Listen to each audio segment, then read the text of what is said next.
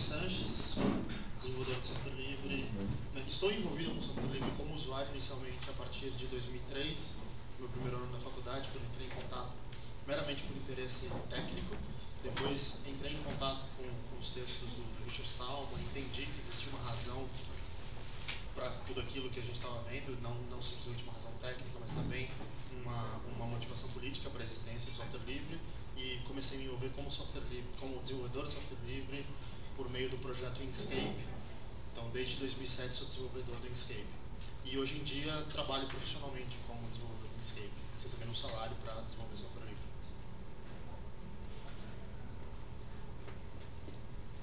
Bom, então vamos começar. Acho que primeiro, para levantar as questões que a gente tem aqui, a gente vai recapitular um pouquinho da história do software livre. Bom, então, tudo começa lá pelos dos anos 80. Antes disso, né, existia aquela prática corriqueira de compartilhar software. Então todo mundo fala, não, o software livre veio se opor ao software proprietário. Não, o software livre era o que existia antes de mais nada.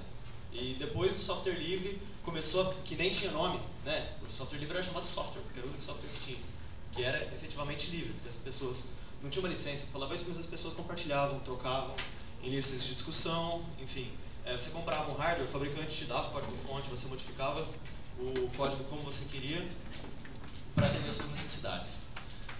Lá pelos meados dos anos 80, algumas empresas já passavam a adotar o modelo de software proprietário e impediam os usuários de modificar o código, de adaptar o código, de compartilhar. Foi o caso, por exemplo, dos BSDs, foi o caso, por exemplo, da impressora do Richard Stallman. O Richard Stallman estava trabalhando lá no MIT, tinha uma impressora com problema, ele ligou lá sei lá quem que era o fabricante, ligou na Xerox e falou, me manda o código desse driver aqui que está com problema, eu quero arrumar. Não, a gente não vai mandar o código do driver. Por quê? Não, a gente não pode mandar, a gente não quer mandar. Então, a partir desse momento, aí foi quando o Richard Stallman resolveu fundar o projeto GNU e fundar a Free Software Foundation. E qual que era o objetivo do projeto GNU? O objetivo do projeto GNU era criar um sistema operacional totalmente livre que substituísse o Unix, que era o sistema operacional que estava sendo usado na época. E depois de cerca de 15 anos, esse sistema operacional GNU estava praticamente pronto.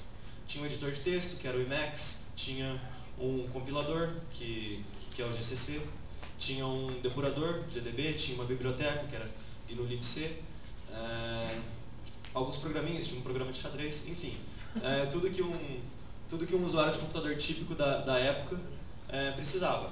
Basicamente, ferramentas de desenvolvimento, ferramentas de edição de texto.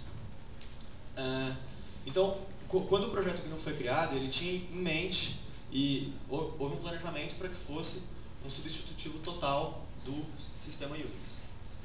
Então, ao longo do tempo, ele foi sendo sistematicamente planejado para substituir o Unix.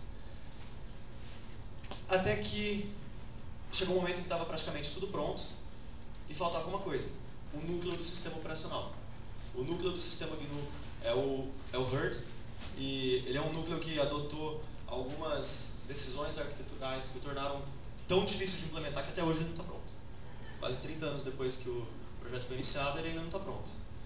Mas, na época, surgiu um núcleo que todo mundo deve saber o nome, Linux. Então, para quem não sabe, o Linux, na verdade, ele é um núcleo do sistema operacional. A gente sempre bate nessa tecla, né? Que sistema que a gente usa? GNU Linux. Por quê? Porque é um sistema GNU com um núcleo Linux. Então, o Linux, criado pelo Linus Torvalds, veio suprir essa necessidade. Então, a partir daí, os usuários de computador poderiam usar o seu computador usando um sistema totalmente livre. Tinha Posso fazer uma parte? Pode. Então,